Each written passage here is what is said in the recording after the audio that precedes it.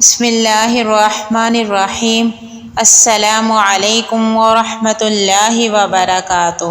حضرت عقبہ بن عامر رضی اللہ تعالیٰ عنہ فرماتے ہیں، میں رسول اللہ صلی اللہ علیہ وآلہ وسلم کی بارگاہ میں حاضر ہوا۔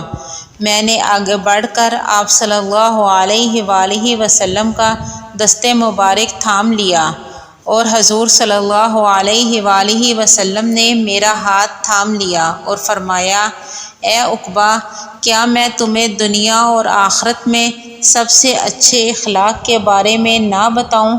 پھر فرمایا، جو تجھ سے قطع تعلقی کرے تو اس سے مل، جو تجھے محروم رکھے تو اس کو دے، جو تجھ پر ظلم کرے تو اس کو معاف کر۔